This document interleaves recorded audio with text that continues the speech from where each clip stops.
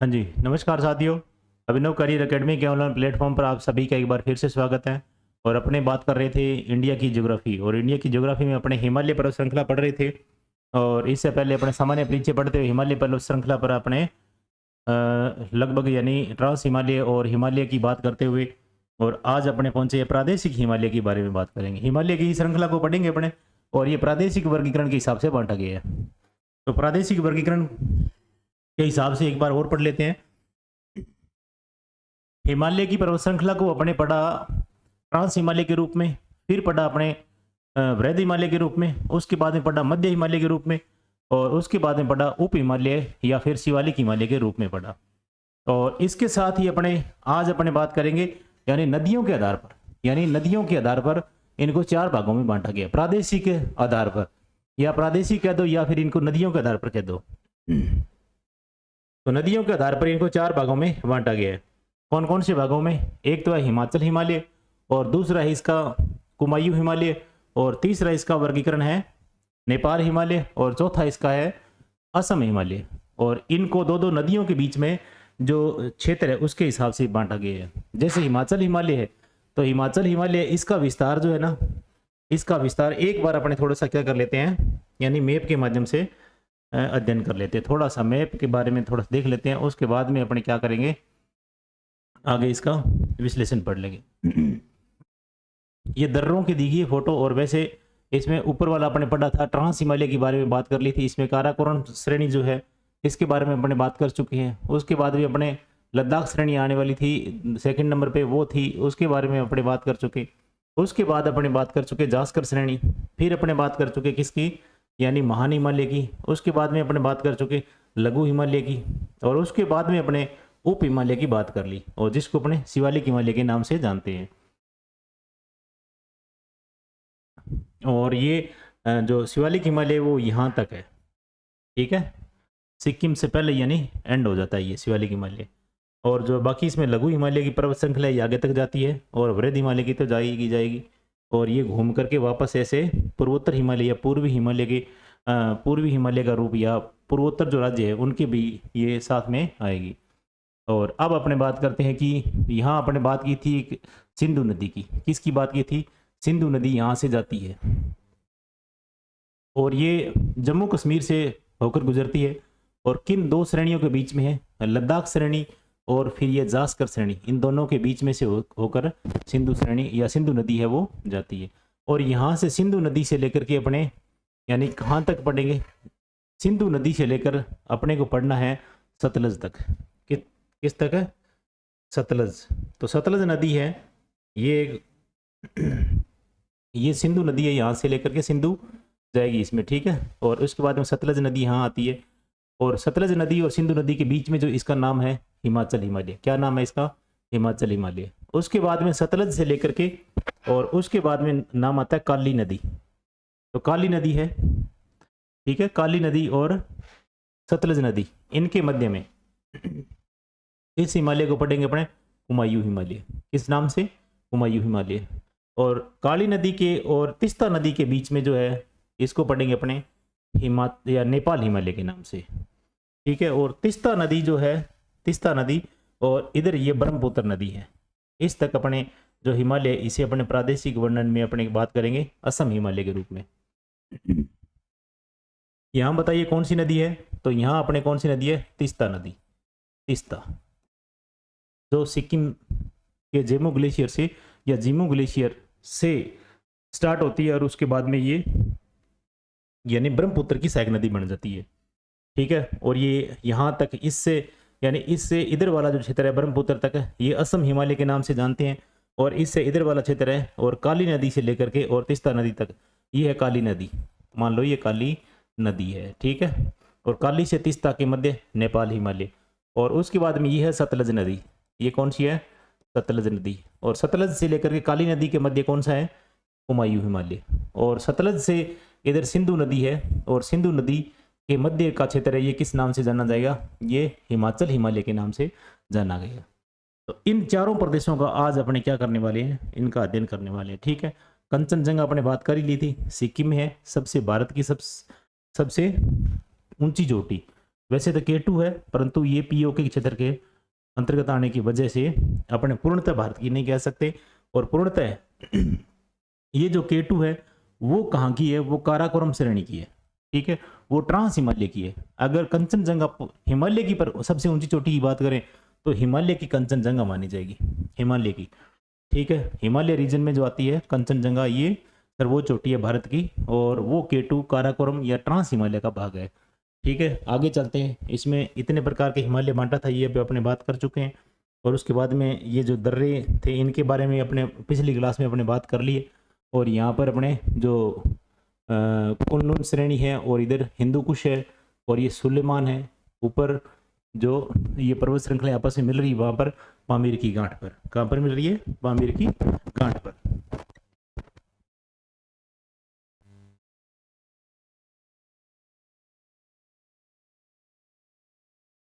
तो चलते हैं आगे फिर।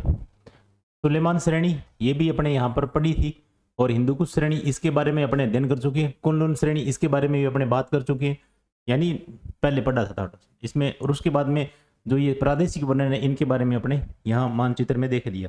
आगे चलते हैं, इसको विस्तार से पढ़ेंगे। हिमाचल हिमालय, हिमाचल हिमालय इसका विस्तार सिंधु नदी से लेकर के और कहाँ तक है? सतलज नदी तक है। कहाँ से? सिंधु नदी से लेकर के और सतलज नदी तक है। इसका नाम क्या पड़ेगा? इसका नाम पड़ेगा हिमाचल हिमालय। यह भाग 570 किलोमीटर की लंबाई में विस्तृत है। कितने किलोमीटर लंबाई में? 570 किलोमीटर की लंबाई में स्थित है। उसके बाद अपने बात करते हैं, इसका अधिकांश क्षेत्र जो है ना वो जम्मू कश्मीर में, कहाँ पर है? जम्मू कश्मीर में, और साथ ही साथ हिमाचल प्रदेश में विस्तृत है इसका अधिकांश भाग। ये क्योंकि हिमाचल हिमालय का भाग जो है ना ये जम्मू कश्मीर और हिमाचल प्रदेश में स्थित है। इस भाग की मुख्य श्रेणियां कौन कौन सी है? इस भाग की मुख्य श्रेणियों की बात करें तो पीर पंजाल है। एक कौन सी है? पीर पंजाल। उसके बाद में कौन सी है? धौलाधर। उसके बाद में कौन सी है? जास्कर श्रेणी है।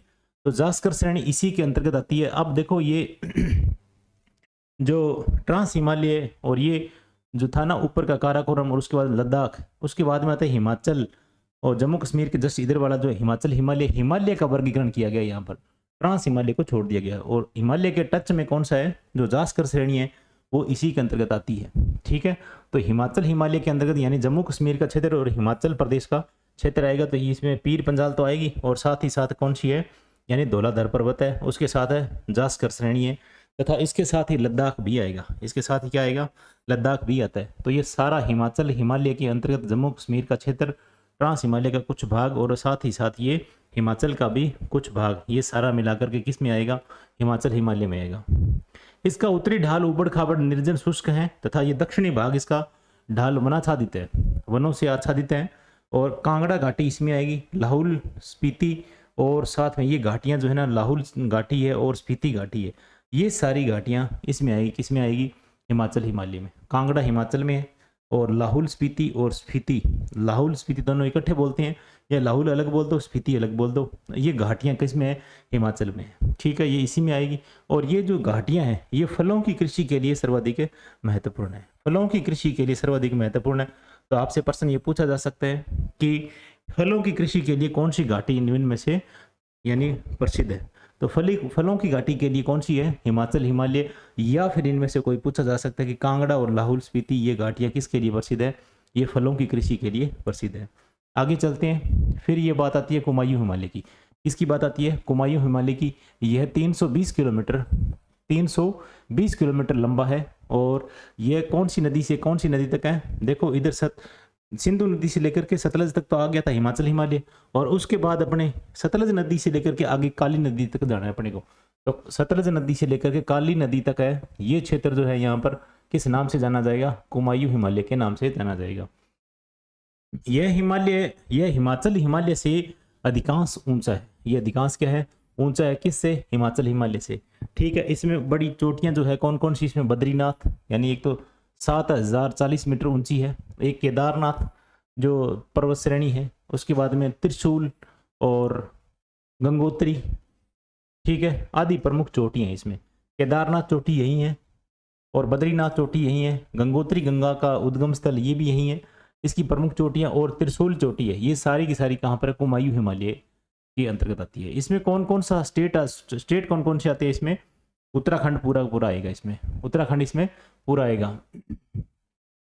और जैसे मान लो गंगा यमुना आदि नदियों के उद्गम स्थल या स्थान इसी क्षेत्र से हैं, तो ये कुमायूं हिमालय से ही अपने पूछा जा सकता है कि ऐसे पूछ सकते हैं गंगा का उद्गम जो है, गंगा का उद्गम है कौन से क्षेत्र से होता है। उसमें से ऑप्शन अपने को ये मिलेंगे, हिमाचल हिमालय, कुमायूं हिमालय, नेपाल हिमालय, या फिर कोई और दे सकते हैं इसमें।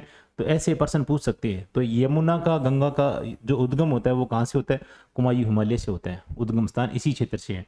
ठीक है, बद्रीनाथ की चोटी या फिर केदारनाथ या गंगोत्री जमुनोत्री या यमुनोत्री ये प्रमुख स्थान जो है ना वो इसी क्षेत्र में है। ये प्रमुख स्थान किस में है, इसी क्षेत्र में है। तो एक बार दोबारा देख लो आप, सतलज और काली नदी के मध्य जो क्षेत्र है या इन दोनों के मध्य किस नाम से जाना जाएगा, कुमायूं हिमालय के नाम से। केदारनाथ है, त्रिशूल है, बद्रीनाथ है, गंगोत्री है, गंगा नदी का उद्गम है। ये सारे जो है ये स्थल है अपने को कहाँ से मिलेंगे, कहाँ ये तीर्थ स्थल है यहाँ पर, और चोटियाँ भी वो यहाँ पर मिलेगी, कहाँ पर, कुमायूं हिमालय में। फिर बात करते हैं अपने नेपाल हिमालय की। किसकी बात करते हैं, नेपाल हिमालय की। तो यह भाग 8 किलोमीटर लंबाई में फैला हुआ है।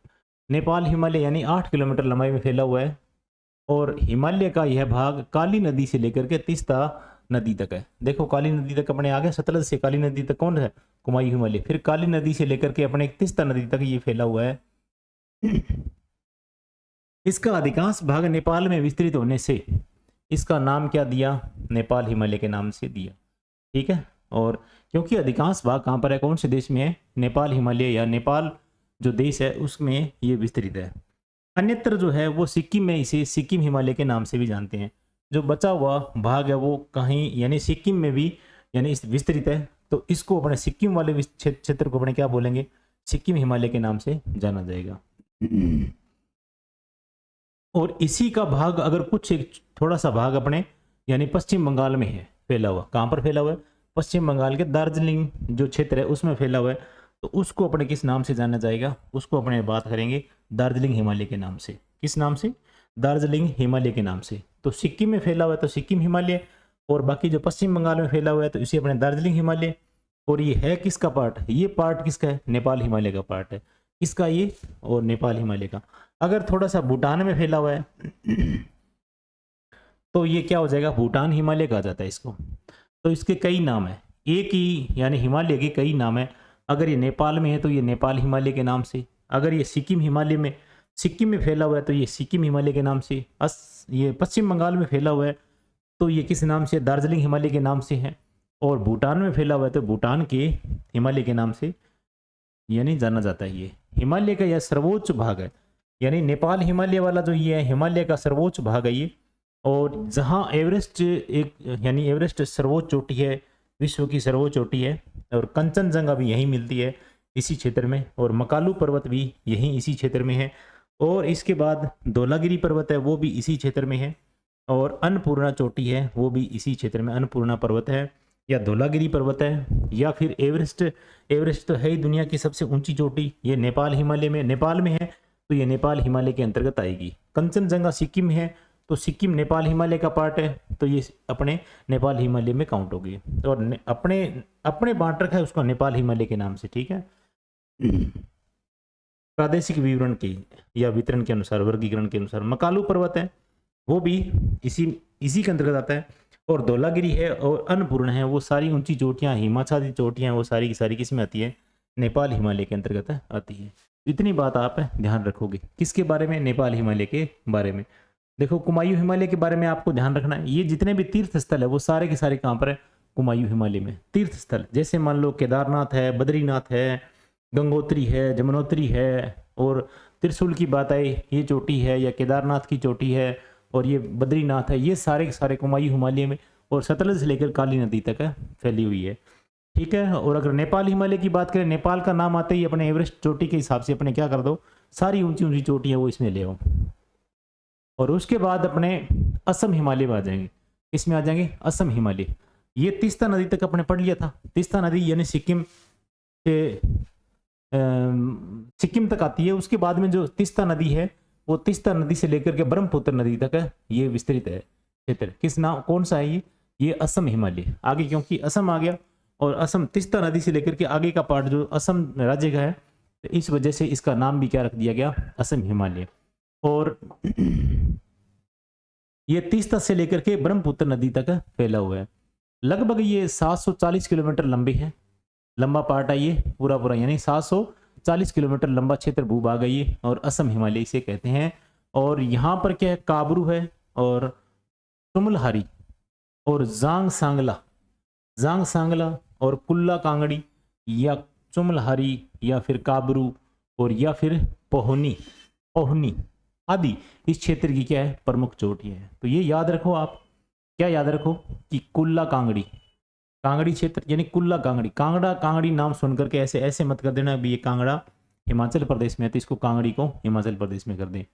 आपसे प्रश्न पूछे जा सकते हैं कि ये प्रमुख चोटियां कौन से हिमालय का भाग है, तो इनमें से चारों हिमालय का नाम देकर के आपसे बिल्कुल ये पूछ सकते हैं प्रश्न। अगर थोड़ा सा डीपली बनाएंगे तो ये चोटियों को नाम देकर ही पूछा जाएगा, ठीक है। फिर उसके बाद में यानी पोहनी, ये नाम अगर आपके सुने हुए हैं, बार बार पढ़े हुए हैं, तो आप इस प्रश्न को सही कर पाओगे, नहीं तो ये प्रश्न सही नहीं हो पाएगा, क्योंकि ये अपने प्रचलन में नहीं है। अपने नाम के आगे या फिर अपने नाम जो लेते हैं या फिर हिमालय पर्वतमाला पढ़ते हैं तो उसमें बहुत डीपली पढ़ते हैं तो ये नाम आते हैं आगे, और ये एनसीईआरटी से उठाए गए हैं, तो ध्यान रखना। ये जांग सांगला, कुल्ला कांगड़ी और पहुनी और चुमलहारी और काबरू, ये जो चोटियां हैं ये किसका भाग है, असम हिमालय का भाग है। फिर बात करते हैं इसी क्षेत्र में नागा पहाड़ियां, इसी क्षेत्र में कौन सी पहाड़ियां हैं, नागा पहाड़ी हैं, नागालैंड के आसपास। ये भारत और म्यांमार के बीच में जल विभाजक का काम करती है। तो नागालैंड के आसपास जो नागा पहाड़ियां हैं ये किसके मध्य में, यानी भारत और बर्मा के पास में क्या करती है काम, इसका काम है जल विभाजक का। यानी इधर जो नदियां आ रही है वो इधर तरफ आएगी और जो उस तरफ है नागा पहाड़ियों के उस तरफ है तो वो उधर जाएगी। ऐसे में यानी कोई आपस में नदियां जो आपस में मिल नहीं रही है, वो उधर वाली उधर जाएगी, इधर वाली इधर आएगी। और बीच में जो ऊंचा उठा हुआ पर्वत कौन सा है, ऊंचा उठा हुआ पर्वत या जो पहाड़ियां है वो है नागा पहाड़ियां, ठीक है। ये जल विभाजक का काम करती है। यह घना वनाच्छादित क्षेत्र है जिसमें कई जनजातियां निवास करती हैं, जिसमें कौन यानी बहुत प्रकार की जनजातियां हैं वहां पर निवास करती हैं, वनाच्छादित क्षेत्र है ये, ठीक है। तो आगे बात करते हैं इसमें, फिर अपने चारों हिमालय के बारे में पढ़ लिया, ठीक है। चारों पार्ट जो हिमालय प्रादेशिक वर्गीकरण है इन सभी के बारे में बात कर ली। पहली बात की थी अपने हिमाचल हिमालय की जो सिंधु से लेकर के सतलज तक है। उसके बाद में आपने बात की थी कुमायूं हिमालय की, सतलज से लेकर के काली नदी तक है। उसके बाद में अपने नेपाल हिमालय की बात की थी, सारी बड़ी बड़ी चोटियां नेपाल हिमालय में है और सारे तीर्थ स्थल जितने भी नाम आए वो सारे के सारे कुमायूं हिमालय में। फिर अपने नेपाल हिमालय में बड़ी बड़ी चोटियां हैं, इनके नाम कंचनजंगा, धौलागिरी, अन्नपूर्णा और एवरेस्ट वगैरह ये सारी चीज़ें इसमें पड़ी थी। और ये काली नदी से लेकर के तीस्ता नदी तक है। उसके बाद में तीस्ता से लेकर के ब्रह्मपुत्र तक अपने जाएंगे तो ये असम हिमालय, और असम हिमालय में कांगड़ी, ठीक है, और काबरू ऐसे नाम पड़े थे। और अपने बात की थी कांगड़ी और काबरू, और उसके बाद में अपने जो पहाड़ियाँ पड़ी थी, कौन कौन सी पहाड़ियाँ, कुल्ला कांगड़ी और पोहनी और जांग सांगला और चुमलहारी, ऐसे यानी अजीब से नाम पड़े थे। और इन अजीब से नामों को अपने हिमाचल हिमालय में शामिल कर रखा है। फिर अपने ये चीज़ें पढ़ चुके, अब अपने बात करते हैं हिमालय का महत्व क्या है। हिमालय का बहुत बड़ा महत्व है अपने देश के लिए, यानी इतने रोल अदा करता है हिमालय कि अपने सोच भी नहीं सकते। देखो पूरा यानी जीवन या अपनी जो संस्कृति है उसका विभाजक तो है ही है, उधर की संस्कृति अलग है, इधर की संस्कृति बहुत ज़्यादा फर्क है।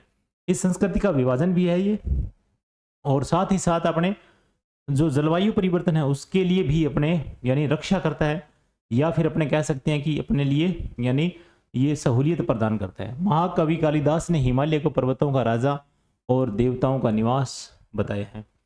तो ये पर्वतों का राजा का है, इसको हिमालय को, और देवताओं का निवास स्थान बोला है। हिमालय पर्वत की भौतिक रचना, स्थिति और विस्तार, संरचना आदि देश के लिए बड़ी ही महत्वपूर्ण उपयोगी है, क्योंकि यहाँ पर प्राकृतिक सीमा बनाता है। एक तो ये उत्तर से यानी उत्तर और पूर्व, देश के उत्तर वाले भाग में प्राकृतिक सीमा बनाता है, चाइना से और अफगानिस्तान से, पाकिस्तान से लेकर के इधर अफगानिस्तान और चाइना यानी तिब्बत से लेकर के ये उत्तर वाली से क्षेत्र है, इसमें ये प्राकृतिक सीमा बनाता है अपने वहां तक। इस यानी हिमालय से इधर वाली पार में अपने क्या है, चाइना है, और इधर अपने भारत है। अगर पूर्व की बात करें तो पूर्व में भी क्या है, ये नागा पहाड़ियाँ या फिर अपने जो मिसमी पहाड़ियाँ हैं या फिर लुसाई की पहाड़ियाँ, मिजो पहाड़ियाँ, मणि पहाड़ी है, ये जो इन्हीं का पार्ट है, हिमालय का ही पार्ट है। और ऐसे में ये क्या करती है, इधर वाले देश म्यांमार, बर्मा, वो जो है इन देश से बीच में क्या करती है, प्राकृतिक सीमा बनाती है। तो पूर्व में और उत्तर में दोनों तरफ ये क्या करती है, प्राकृतिक सीमा का निर्धारण करती है। तो बहुत बड़ी बात है, इसमें किसी प्रकार की कोई तारबंदी या वगैरह वगैरह कुछ करने की जरूरत नहीं है और न ही किसी प्रकार का कोई डिस्प्यूट होता है। उत्तर में अगर बात करें तो डिस्प्यूट यानी ऊपर वाले क्षेत्र में होता है, तो वहां पर ये डिस्प्यूट वो जानबूझ के अंदर आ रहे हैं तो तब अपने डिस्प्यूट होता है, और बाकी सीमा अपनी है। और सियाचिन ग्लेशियर के लिए बहुत काफ़ी यानी जो युद्ध हो चुके हैं वहाँ पर, सबसे ऊंचा युद्ध स्थल माना जाता है सियाचिन ग्लेशियर, और वहाँ पर युद्ध स्थल या युद्ध कई बार हो चुकी है वहाँ पर सियाचिन ग्लेशियर के लिए। तो ऐसे चाइना है, पाकिस्तान है, दोनों आपस में मिल करके ऐसे जो ये भारत पर यानी किसी प्रकार से ऊपरी सीमा पर ये अटैक करते रहते हैं। तो यहाँ पर यानी टेंशन हमेशा बनी रहती है।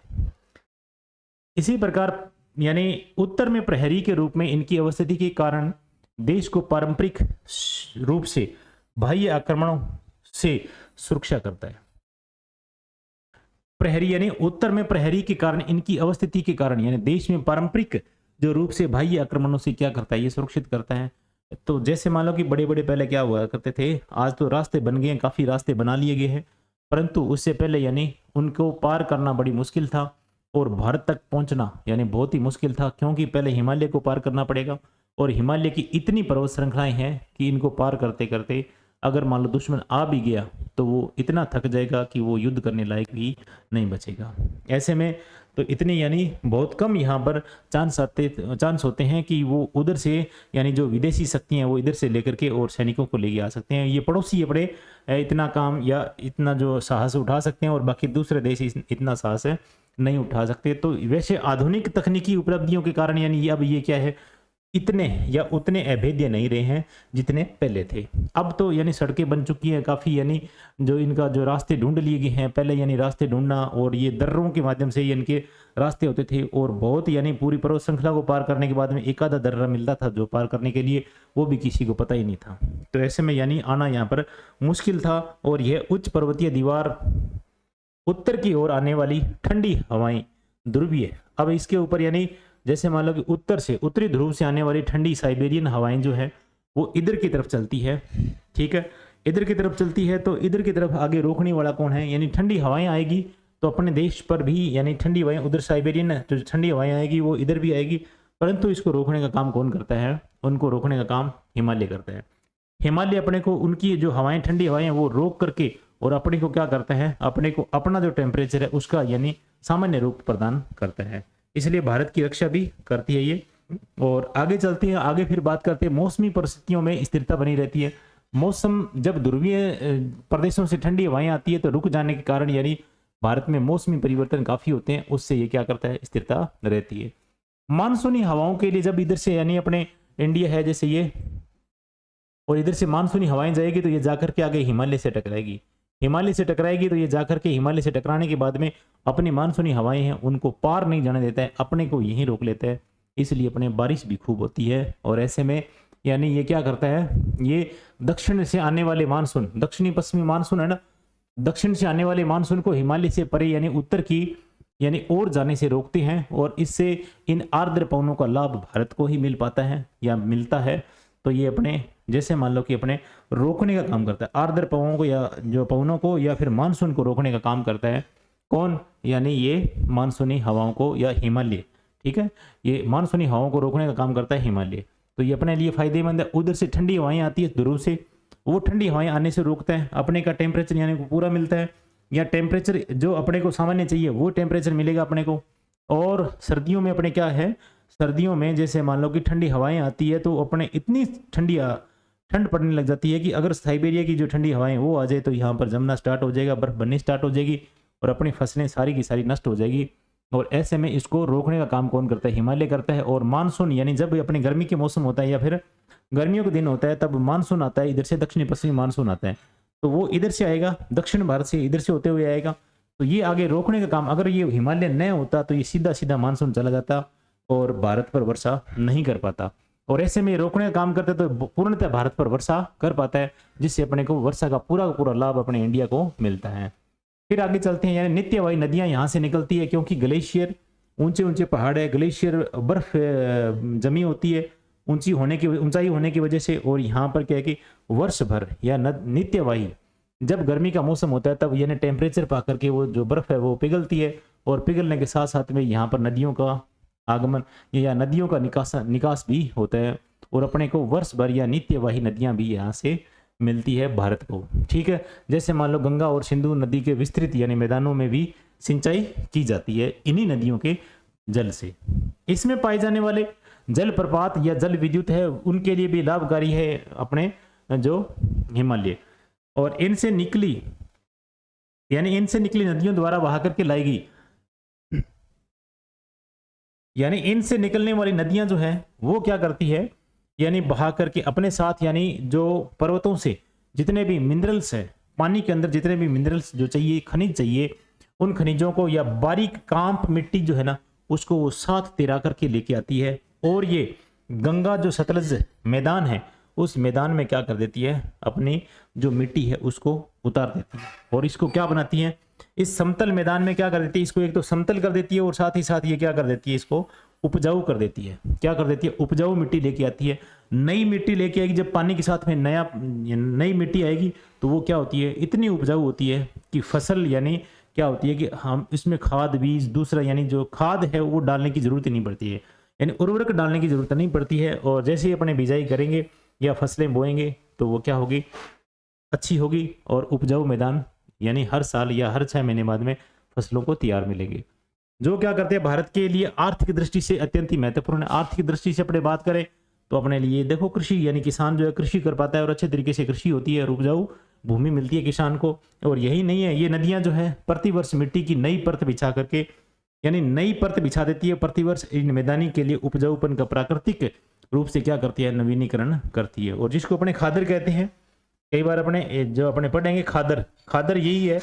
तो जब ये नदियों के द्वारा लाई गई मिट्टी है वो समतल या मैदान में बिछा दी जाती है पानी के द्वारा, और उसके बाद में फिर यहाँ पर जो फसल होती है या वहाँ की ज़मीन है वो उपजाऊ बन जाती है, उसे अपने क्या बोलते हैं, खादर बोलते हैं। और ऐसा जो काम ये कहाँ से होता है, ये हिमालय का रोल है। ठीक है, आगे चलते हैं। यहाँ विभिन्न प्रकार की ऊंचाइयों पर जलवायु संबंधी भिन्नताएं के कारण विभिन्न प्रकार के वन वनस्पति लकड़ी कंदमूल फल और गोंद लाख औषधियाँ जड़ी बूटियाँ खूब सारी अपने को यहाँ से हिमालय से मिलती है, जो पूरे विश्व प्रसिद्ध बूटियाँ जड़ी बूटियाँ जो है वो यहाँ से अपने को मिलती है और कहीं नहीं मिलती है, हिमालय में मिलती है। उद्योग धंधों के लिए आधार के रूप में ये हिमालय है वो काम करता है, लकड़ियों के लिए भी है, और विभिन्न प्रकार की किस्म जो अपने लकड़ियाँ जो है यहाँ पर मिलती है, पेड़ पौधे और वनस्पतियाँ वगैरह सब मिलती हैं, और उद्योगों के लिए भी प्रसिद्ध है। उद्योग अगर लगाते हैं तो ये अपने लिए क्या करते हैं, वो या जो कार्बन सिस्टम है उसको क्या करते हैं, ऑब्जर्व करते हैं। और विशाल वन संपदा के कारण वन्य जीवों का संरक्षण या शरण स्थली भी है। शरण स्थली होने की वजह से ये अपने हिमालय बहुत ही इंपॉर्टेंट या महत्वपूर्ण भूमिका निभाता है। और यहाँ पर यानी इसकी पहाड़ी ढालों पर केसर की खेती होती है, जो अपने अन्य भारत में नहीं हो पाती है, और अन्य स्थान पर भारत के अन्य स्थान पर नहीं हो पाती है। और केसर की खेती है या फिर चाय के बागान है या आलू है या फलों का जो उत्पादन है, इनकी कृषि जो होती है वो यहीं हिमालय के आसपास रीजन में होती है। और यहाँ पर पशुचारण भी करवाया जाता है, या पशुचारण भी स्पेशल यहाँ पर घास के मैदान है। और विभिन्न यानी हिमालय की विशिष्ट संरचना के आधार या कारण यहाँ पर विभिन्न प्रकार के खनिज भंडार भी मिलते हैं हिमालय में। और यहाँ तेलीय सेल के कारण खनिज तेल भी उपलब्ध है, खनिज तेल भी यहाँ पर क्या है, उपलब्ध या पाए जाने की संभावना भी है। तो इतना सारा इसका यानी हिमालय का रोल है। और उसके साथ में प्राकृतिक पर्यटक स्थल है, उनके बारे में भी अपने बात करें तो जैसे मान लो कि शिमला है, मसूरी है, नैनीताल है, और उसके बाद में भीमताल है, या फिर गरुड़ ताल है, या रानीखेत है, अल्मोड़ा है, कसौली है, चंबा है, कुल्लू घाटी है, मुक्तेश्वर है, सोनमर्ग है, गुलमर्ग है, पहलगाम है, शेषनाग है, या फिर कालिम्पोंग है, या फिर भुआली है, या फिर अमरनाथ है। ये स्थानों को बड़ी संख्या में स्वदेशी और विदेशी पर्यटक है यहाँ पर आते हैं, और ये भारत की आर्थिक स्थिति को और सुदृढ़ बनाते हैं। उपयुक्त यानी भौतिक महत्ता के अतिरिक्त हिमालय का पौराणिक दृष्टि से, पौराणिक यानी पुराण काल से ही इन दृष्टि से यानी क्या आध्यात्मिक महत्व भी है। ठीक है, यहाँ पर बहुत सारे तीर्थ स्थल है और यहाँ पर बहुत सारे तीर्थ स्थल होने की वजह से ये पौराणिक रूप से ये क्या है, जो पुराणों में लिखी गई बात है या उनका देवताओं का निवास वास माना जाता है। इसमें बहुत सारे यानी तीर्थ, जैसे मान लो कि बद्रीनाथ है, केदारनाथ है, अमरनाथ है, कैलाश या कैलाशपुरी है, या फिर अपने मानसरोवर है, विष्णु प्रयाग है, देव प्रयाग है, कर्ण प्रयाग है, और हरिद्वार है, उत्तरकाशी है, जोशी मठ है, और गंगोत्री, यमुनोत्री आदि सारे ये प्रमुख तीर्थ स्थल है जो अपने को हिमालय रीजन में मिलेंगे।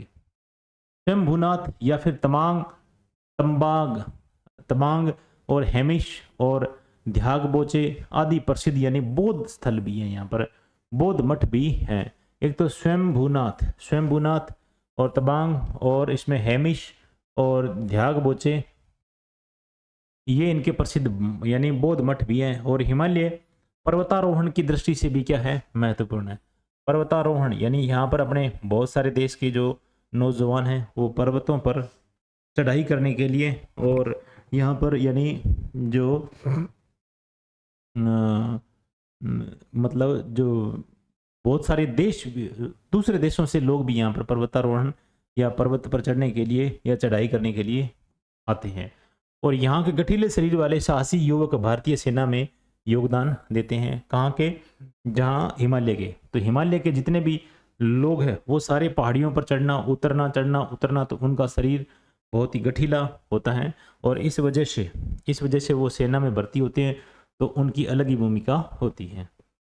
चलो आगे चलते हैं। फिर भू आकृतियों के आधार पर हिमालय को अपने निम्नलिखित उपखंडों में विभाजित कर सकते हैं। अब ये बात आती है, वो तो प्रादेशिक वर्गीकरण जो नदियों के आधार पर था, ये अपने भू आकृति के आधार पर हिमालय को वर्गीकरण ये एनसीईआरटी में दिया गया है। इसी के अनुसार ऐसे ही अपने बात करेंगे, और इसी अनुसार 4 रूपों में बांटा गया है, और आगे जो लिखा गया है उसके हिसाब से अपने बात करते हैं। जैसे मान लो कि पहला जो अपने यानी 4 भागों में कौन कौन से, कश्मीर, या फिर पहले तो बात करते हैं किसकी, कश्मीर। एक तो कश्मीर क्षेत्र में बांटा गया, दूसरा बांटा गया है किसमें, हिमाचल और उत्तरांचल हिमालय, हिमाचल और साथ में कौन सा, उत्तराखंड या उत्तरांचल हिमालय। फिर बात करते हैं कौन से की, दार्जिलिंग यानी पश्चिम बंगाल में दार्जिलिंग, और फिर सिक्किम हिमालय। उसके बाद में बचा हुआ जो है वो कौन सा है, अरुणाचल प्रदेश या अरुणाचल हिमालय। ठीक है, उसके बाद में अपने कौन सा है, पूर्वी पहाड़ियाँ जितनी भी हैं और पर्वत है वो इसके साथ में लास्ट में काउंट करेंगे। तो ये यानी 5 भागों में बांटा गया। कितने भागों में, 5 भागों में।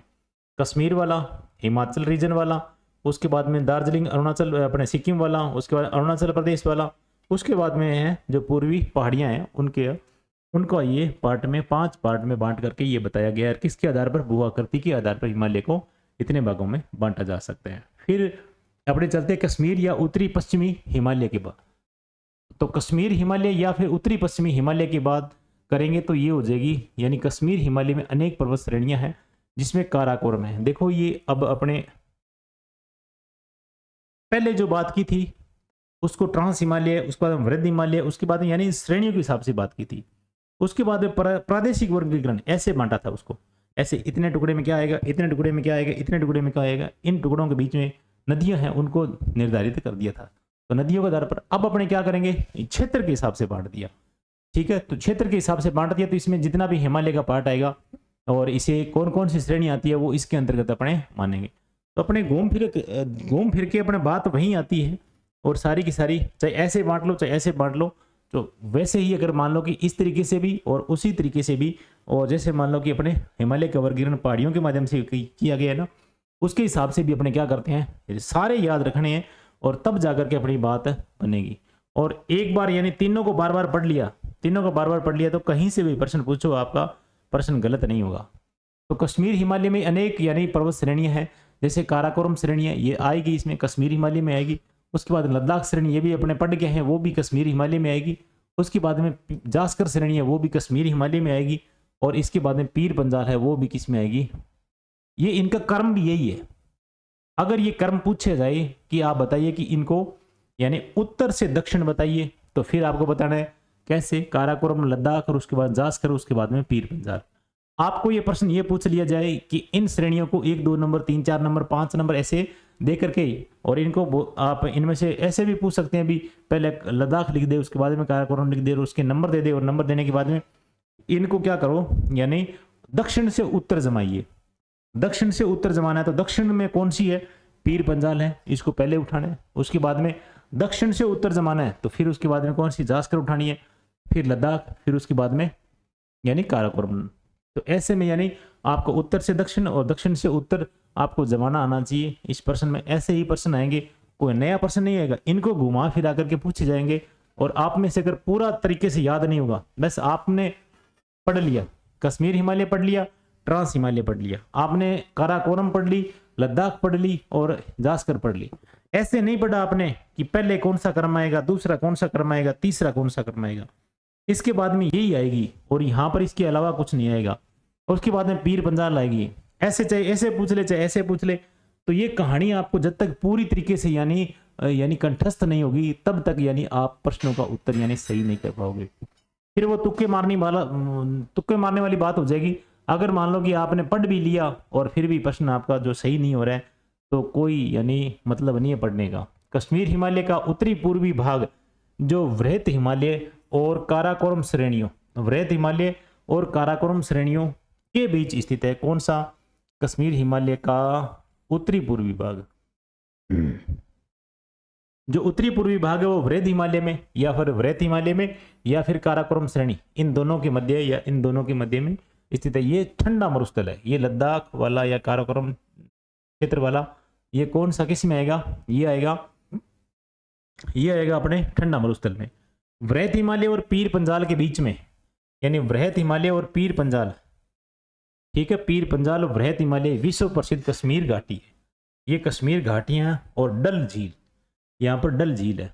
वृहत हिमालय और पीर पंजाल के बीच में, वृहत हिमालय और पीर पंजाल के बीच में यानी एक तो विश्व प्रसिद्ध कश्मीर घाटी है और साथ ही साथ यहाँ पर डल झील भी यही स्थित है। डल झील और वुल्लर झील श्रीनगर में है और मीठे पानी की झीलें हैं। और साथ में वहाँ पर मीठे पानी, अपने सोचते हैं मीठे पानी की झीलें हैं, परंतु यहाँ एक दो नाम आपके आगे आएंगे, कौन से, खारे पानी की झील भी यहाँ है। तो इतने ऊंचे क्षेत्र पर खारे पानी की झीलें भी मौजूद हैं। और ऐसे वृहत हिमालय और इसमें पीर पंजाल के बीच में जो कश्मीर घाटी और डल झील यहाँ पर स्थित है। दक्षिण एशिया की महत्वपूर्ण हिमानी की बात करें तो बल्टोरा या बाल्टोरा, सियाचिन, देखो ये दक्षिण एशिया में पड़ता है। महत्वपूर्ण हिमानी का मतलब ग्लेशियर, जो ग्लेशियर बल्टोरा ग्लेशियर या फिर सियाचिन ग्लेशियर इसी प्रदेश में है। कश्मीर हिमालय में करेवा जो नाम आता है, करेवा क्या है, यानी वहाँ की नदियों द्वारा यहाँ वहाँ की उबड़ खाबड़ जगह है, उन जो उबड़ खाबड़ जगह में जितने भी यानी नई मिट्टी आती है उनका निक्षेपित जो क्षेत्र है, उनके द्वारा निक्षेपित क्षेत्र या निक्षेप है, उनके द्वारा जितना भी निक्षेप लाया गया है उस निक्षेप के कारण यहाँ पर उपजाऊ भूमि बन जाती है। उसे अपने क्या बोलते हैं, करेवा बोलते हैं। उसे अपने क्या बोलते हैं, ये करेवा बोला जाता है। तो करेवा बोलते हैं। करेवा क्या चीज़ है, करेवा यानी वहाँ की जो उपजाऊ मिट्टी है उसको अपने क्या बोलेंगे, करेवा बोलेंगे। क्या बोलेंगे उसको, करेवा बोलेंगे। तो ऐसे में यानी वहाँ करेवा जो है निक्षेप बोलेंगे, ठीक है ना, ये ध्यान रखना भी, ये करेवा निक्षेप है वहाँ, ठीक है, निक्षेप है, वहाँ के स्थल को या वहाँ की जमीन को उपजाऊ करते हैं।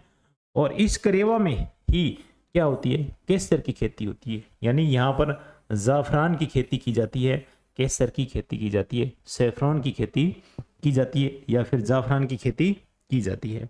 तो यानी इसमें जैसे मान लो कि यहाँ पर कश्मीर, करेवा क्या होता है, कश्मीर हिमालय में अनेक दर्रे हैं, जैसे मान लो करेवा भी है, एक दर्रा है, और हिमनद और चिकनी मिट्टी, यहाँ पर करेवा जो है ना क्या है, ये क्या है, हिमनद और चिकनी, हिमनद का मतलब है ग्लेशियर, हिमनद और चिकनी मिट्टी और दूसरे पदार्थों का हिमोड है, ठीक है। करेवा क्या चीज है, दूसरे पदार्थ और चिकनी मिट्टी, इन सभी का मिलकर के यानी हिमोड है, हिमोड मोरेन, यानी यहाँ पर हिमोड है।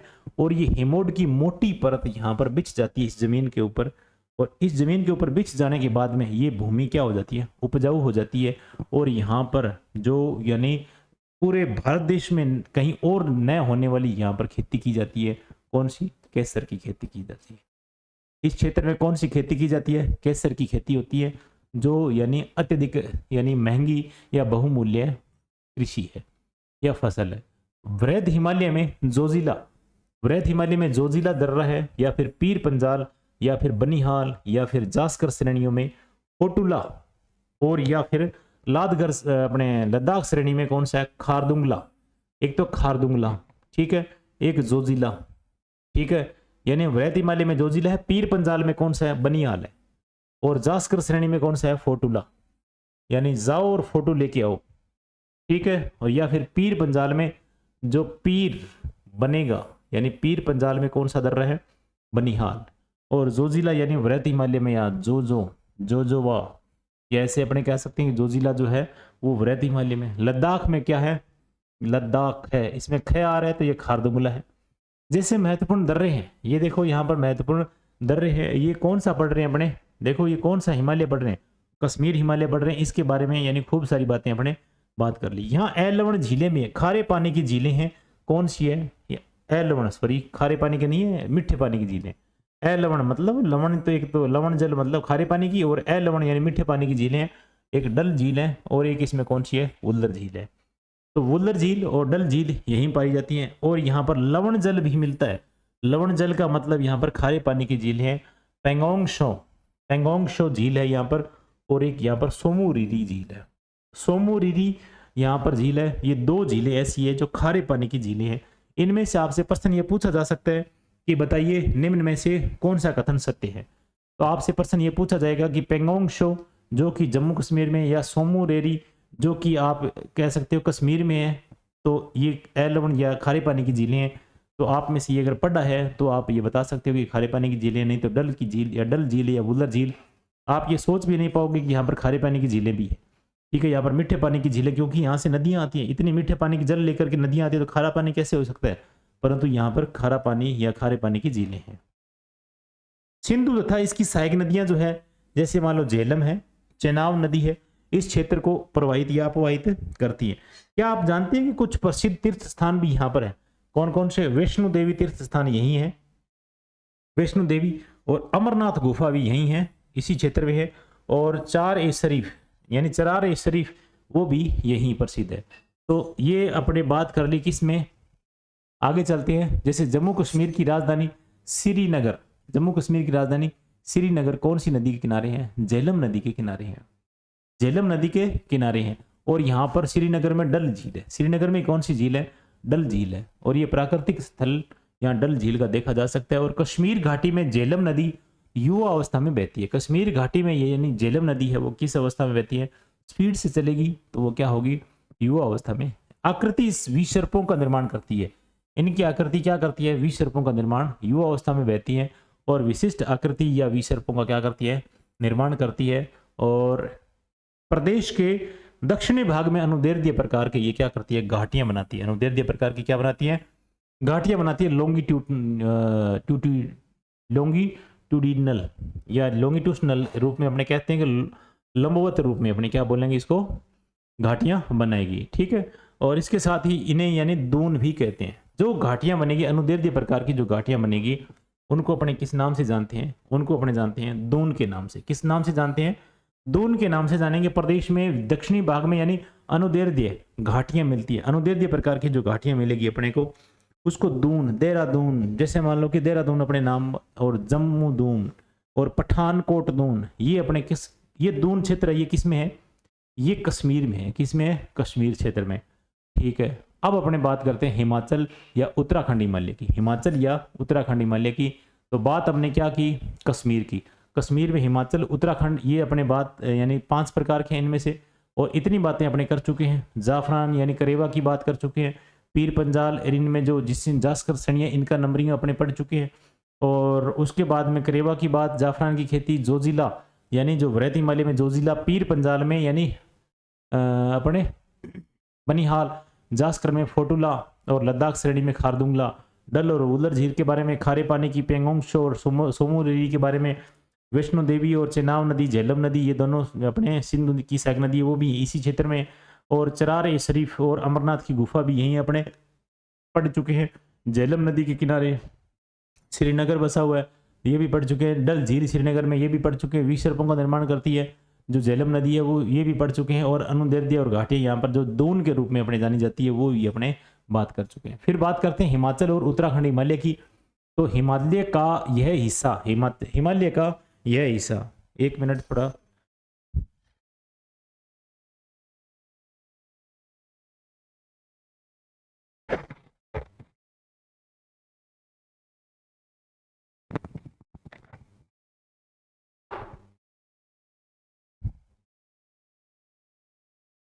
हाँ जी।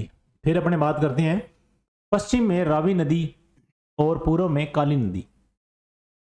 हिमालय का यह हिस्सा जो है ना, हिमाचल और उत्तराखंड की बात हो रही है। पश्चिम में रावी नदी, पश्चिम में कौन सी नदी है? रावी नदी। और पूर्व में इधर बात करें तो कौन सी नदी है? काली नदी, जो घाघरा की यानी घाघरा की सहायक नदी है। घाघरा नदी यानी इसकी सहायक नदी है काली नदी। जो काली नदी या रावी नदी और काली नदी के बीच स्थित ये क्षेत्र जो है, यह हिस्सा पाया जाता है कौन सा? हिमाचल और उत्तराखंड हिमालय का। यह भारत की दो मुख्य नदी तंत्रों में द्वारा प्रवाहित है। यह क्षेत्र हिमाचल वाला और उत्तराखंड वाला, ये दो मुख्य नदी तंत्र है, एक तो सिंधु वाला, एक गंगा नदी वाला। ये दो मुख्य नदी तंत्र हैं, इनके द्वारा अपवाहित है ये। और इस प्रदेश के अंदर बहने वाली नदियां कौन कौन सी है? रावी तो है ही है, इसके साथ में व्यास भी है और सतलुज भी है, और साथ में सिंधु की सहायक नदी, जितनी भी ये सहायक नदी है कौन कौन सी? रावी, व्यास और सतलुज नदी जो है इसी क्षेत्र में है। ध्यान रखना, यानी रावी और व्यास सतलुज, जो झेलम और जो चिनाब नदी है ना, उसका क्षेत्र कौन सा है? उसका क्षेत्र यानी कश्मीर वाला क्षेत्र है, ठीक है, वो उसमें अपने पढ़ लिया। उसके बाद में यमुना और घाघरा की बात करें, यानी यमुना और घाघरा नदी। घाघरा किसकी नदी है? ये सहायक नदी है गंगा की। इस नदी की बात करें तो भी ये इसी क्षेत्र में पाई जाती है। हिमाचल हिमालय का सुदूर उत्तरी भाग, यानी हिमाचल हिमालय का सुदूर उत्तरी भाग लद्दाख के ठंडे मरुस्थल का विस्तार है। हिमाचल हिमालय का सुदूर उत्तरी भाग वो लद्दाख के ठंडे मरुस्थल का विस्तार है ये, और यह लाहौल स्पीति जिले में स्थित है। जो कौन सा? लाहौल स्पीति जिला जो है हिमाचल में, ये इसमें मिलेगा अपने को। फिर हिमालय की तीनों मुख्य श्रृंखलाएं, जो वृहत यानी हिमालय की तीनों जो मुख्य श्रृंखलाएं हैं, एक तो वृहद श्रृंखला या वृहद हिमालय, दूसरा लघु हिमालय, और तीसरा इसमें अपने कौन सा है? तीसरी यानी जो तीन शिवालिक हिमालय, उत्तर दक्षिण दिशा में ये फैली शिवालिक हिमालय इसी यानी हिमालय खंड में मिलेगी अपने को, ठीक है। जैसे मान लो वृहत हिमालय और लघु हिमालय और उसके बाद शिवालिक हिमालय, ये सारी की सारी कहाँ पर मिलेगी अपने को? ये इसी रीजन में मिलेगी, ये आपस में मिलती है यहाँ पर, ठीक है। जिन्हें हिमाचल में धौलाधर कहते हैं, हिमाचल में किस नाम से जानते हैं? धौलाधर के नाम से। और उत्तराखंड में इसको किस नाम से जानते हैं? नाग टिब्बा या नाग तिभा के नाम से जानते हैं। ये क्या है? और उत्तर दक्षिण में फैली हुई शिवालिक हिमालय या शिवालिक श्रेणी है, इस हिमालय खंड में स्थित है। तो ध्यान रहे, यानी जैसे मान लो हिमाचल हिमालय या उत्तराखंड हिमालय इसी का भाग है ये। सिंधु गंगा नदी का प्रवाहित है, और यमुना घाघरा की बात करें तो रावी, व्यास और सतलुज की बात करें, यानी झेलम और चिनाब को छोड़ करके लद्दाख के अपने ठंडे मरुस्थल यानी जो ऊपर रह गया, और उसके बाद में जो इसका विस्तार अपने हिमाचल हिमालय में लाहौल स्पीति तक है, और उसके बाद में रावी से लेकर काली नदी तक विस्तृत है ये क्षेत्र। और उसके बाद अपने बात करते हैं कि ये तीनों श्रेणियां यहाँ पर भी विद्यमान है। और यहाँ पर लघु हिमालय में 1000 से लेकर के 2000 मीटर ऊंचाई वाले यहाँ पर पर्वत ब्रिटिश प्रशासन के लिए मुख्य आकर्षण केंद्र रहे हैं। और जैसे मान लो कि कुछ महत्वपूर्ण पर्वत नगर हैं यहाँ पर, कौन कौन से? धर्मशाला, ये अंग्रेजों के लिए यानी काफी महत्वपूर्ण रहे थे उस टाइम, और मसूरी, यहाँ अंग्रेज काफी मात्रा में रहते थे, और काशोली और अल्मोड़ा ये क्षेत्र, और उसके बाद लैंसडाउन और उसके बाद रानीखेत इसी क्षेत्र में स्थित है। और ये महत्वपूर्ण पर्वत नगर है, पर्वतीय नगर है, और ये प्रशासन के लिए मुख्य यानी अंग्रेजों के प्रशासन के लिए मुख्य आकर्षण का केंद्र रहे हैं। फिर बात करते हैं इस क्षेत्र की दो प्रमुख यानी महत्वपूर्ण जो स्थल या स्थलाकृतियां शिवालिक और दून है। कौन कौन सी है? शिवालिक और दून। तो शिवालिक यानी इस क्षेत्र की दो महत्वपूर्ण स्थलाकृतियां शिवालिक और दून। यहाँ स्थित कुछ महत्वपूर्ण दून है, जैसे मान लो चंडीगढ़ कालका का दून, चंडीगढ़ कालका का दून, और कौन सी है? और अपने बात करते हैं नालागढ़ दून। कौन सा है? नालागढ़ दून, चंडीगढ़ कालका का दून, नालागढ़ दून, और देहरादून, और कौन सा है? देहरादून, हरी के दून, और उसके बाद कोटा दून। ये सारे यहाँ पर दून स्थित हैं किस क्षेत्र में? हिमाचल हिमालय या उत्तरांचल हिमालय में, ठीक है। शिवालिक और दून क्षेत्र, और चंडीगढ़ कालका दून, फिर नालागढ़ दून, उसके बाद में दून और हरिके दून, कोटा दून, ये सारे इसी में शामिल हैं। और इसमें देहरादून सबसे बड़ी घाटी है, सबसे बड़ी घाटी है देहरादून वाली, ठीक है। और यहाँ वृहत हिमालय की घाटियों में भोटिया जनजाति यहाँ पर निवास करती हैं, और यहाँ की जो भोटिया प्रजाति के लोग हैं वो यहाँ पर रहते हैं। कौन सी जगह की बात हो रही है? हिमाचल और उत्तराखंड वाले रीजन की बात हो रही है। दूसरे पार्ट की बात हो रही है, भोटिया जनजाति यहाँ पर रहती है, खाना बदोश लोग हैं यहाँ पर। ये जो ग्रीष्म ऋतु में क्या करते हैं, बुग्याल, ऊंचाई पर स्थित घास के मैदान है, ये वहां पर चले जाते हैं, और सर्द ऋतु में ये घाटियों में लौट आते हैं। जो बुग्याल बोलते हैं घास के मैदानों को, ठीक है। और ये कहाँ पर है? ये इसी हिमाचल क्षेत्र में, उत्तराखंड क्षेत्र में ये बुग्याल जो घास के मैदान है। और ये लोग जो है भोटिया जनजाति के लोग हैं, ये लोग अपने क्या करते हैं, बुग्याल में चले जाते हैं अपने पशुचारण के लिए, या अपने ऋतु परिवर्तन, या फिर अपने क्या कर देते हैं, ग्रीष्म ऋतु में ये बुग्याल चले जाते हैं, उसके बाद सर्द ऋतु में वापस घाटियों में लौट आते हैं। फिर बात करते हैं यहाँ प्रसिद्ध फूलों की घाटी भी इसी पर्वतीय क्षेत्र में मिलेगी। फूलों की घाटी, फूलों की घाटी जो है वो भी यही इसी रीजन में मिलेगी। कहाँ पर? हिमालय उत्तरांचल भाग में, ठीक। गंगोत्री और यमुनोत्री, केदारनाथ, बद्रीनाथ, हेमकुंड, वो भी अपने को यही मिलेगा। यानी केदारनाथ और बद्रीनाथ और यमुनोत्री और गंगोत्री वो भी इसी रीजन में है। देखो वो अपने पहले पढ़ के आ चुके हैं, उसके हिसाब से ये उस क्षेत्र के हिसाब से बांटा गया है। तो चीज़ तो वही है, सेम ही वही है, सेम ही वो स्थल वो है, कोई दिक्कत नहीं है। पर इसमें थोड़ा थोड़ा फर्क है, इसमें इधर वाला थोड़ा मिक्स कर दिया, इधर वाला थोड़ा मिक्स कर दिया, ऐसे करके, और इनको यानी दो यानी स्टेट को मिला करके ऐसे मतलब बनाया गया इनकी विशेषता के आधार पर, ठीक है। फूलों की घाटी भी इसी पर्वतीय क्षेत्रों में पाई जाती है, और यहाँ पर गंगोत्री और यमुनोत्री और केदारनाथ, बद्रीनाथ और हेमकुंड साहिब यानी इसकी इलाके में स्थित है। इस क्षेत्र में 5 प्रसिद्ध यानी प्रयाग भी है। 5 प्रसिद्ध क्या है? प्रयाग भी है, नदी संगम है, विष्णु प्रयाग, देव प्रयाग, और जो अपने वो अपने आगे नदियों में बात करेंगे, ठीक है। अभी मेरे या रिकॉल नहीं हो रहा है, जिनका विवरण यानी क्या है, नदी प्रवाह है वाले टॉपिक में दिया गया है, ये अपने नदियों में बात करेंगे, ठीक है। 5 प्रयाग दिए गए, वो प्रयाग जो है अपने उसी में बात करेंगे, नदी प्रवाह वाले में अच्छे तरीके से अच्छे स्थान के बारे में बात करेंगे। फिर अपने बात करते हैं दार्जिलिंग और सिक्किम हिमालय की बात करते हैं। तीसरा पार्ट आता है अपने दार्जिलिंग और सिक्किम हिमालय का। इसके पश्चिम में नेपाल हिमालय और पूर्व में भूटान हिमालय, यानी इसके पश्चिम में कौन सा है? नेपाल हिमालय, यानी कौन सा? दार्जिलिंग वाला और सिक्किम वाला दोनों इकट्ठे, यानी दार्जिलिंग कौन सा, यानी पश्चिम बंगाल में दार्जिलिंग जो है और इधर जो सिक्किम है, इन दोनों को मिक्स कर दिया, और उसके बाद इधर कौन सा पड़ गया? नेपाल, इधर कौन सा पड़ गया? भूटान, इधर कौन सा? भूटान हिमालय। तो ये पूर्व में भूटान हिमालय, इधर कौन सा? नेपाल हिमालय, और इनके बीच का रीजन जो है वो किस नाम से जाना जाएगा? दार्जिलिंग और सिक्किम हिमालय के नाम से जाना जाएगा। ये तीस्ता नदी बहती है यहाँ पर, इसमें बिल्कुल अपने बात करके आए पहले, यानी दार्जिलिंग यानी सिक्किम से जम्मू जो ग्लेशियर उससे उत्पत्ति होती है किसकी? तीस्ता नदी की होती है। और यहाँ सिक्किम जो है तीस्ता नदी बहती है, और यहाँ पर कंचनजंगा चोटी भी अपने को मिलेगी, ऊंची चोटियां भी हैं या गहरी घाटियां भी हैं। इन पर्वतों के ऊंचे शिखरों पर यानी लेप्चा जनजाति रहती है। भोटिया के लोग, यहाँ पर भोटिया लोग है, वो कहाँ पर रहते हैं? वो उत्तरांचल यानी कहाँ पर? उत्तरांचल या हिमाचल में रहते हैं। फिर अपने यहाँ पर बात करते हैं किसमें? दार्जिलिंग और सिक्किम में। यहाँ पर कौन सी जनजाति के लोग रहते हैं? यहाँ पर रहते हैं लेप्चा जनजाति। कौन सी जनजाति? लेप्चा। और दक्षिणी भाग पर ये यानी दक्षिणी भाग पर विशेष दार्जिलिंग हिमालय में मिश्रित जनसंख्या पाई जाती है, और नेपाली लोग यहाँ पर रहेंगे और बंगाली भी यहाँ पर मिलेंगे। और यहाँ प्राकृतिक दशाओं में यहाँ मध्य ढाल और गहरी जीवाश्म युक्त मिट्टी और संपूर्ण वर्ष यानी क्या वर्षा का होना, और ये मंद शीत ऋतु का फायदा उठा करके अंग्रेजों ने यहाँ पर क्या किया था? अपने यहाँ पर चाय के बागान लगाए थे इस क्षेत्र में। कौन से? दार्जिलिंग वाले क्षेत्र में या सिक्किम वाले क्षेत्र में। यहाँ पर अंग्रेजों ने क्या किया था? यानी जीवाश्म युक्त उपजाऊ मिट्टी होने की वजह से, मध्यम ढाल होने की वजह से, गहरी होने की वजह से, या गहरी यानी जीवाश्म युक्त मिट्टी होने की वजह से, और वर्ष भर वर्षा का होना, ऐसे मंद यानी शीत ऋतु का फायदा उठा करके अंग्रेजों ने क्या किया था? चाय के बागान लगाए थे। चाय के बागान इसी रीजन में मिलेंगे। दार्जिलिंग यानी आसाम की चाय, दार्जिलिंग या पश्चिम आसाम की चाय या पश्चिम बंगाल इसके टच में है, उसकी चाय। ऐसे चाय के बागान यानी काफ़ी सारे यानी चाय के बागान लगाए थे। उपयोग चाय बागान लगाने के लिए किया गया था। किसका? यहाँ बाकी हिमालय में यह क्षेत्र यानी भिन्न है, और क्योंकि यहाँ पर द्वार स्थलाकृतियाँ है। कौन सी स्थलाकृतियाँ पाई जाती हैं?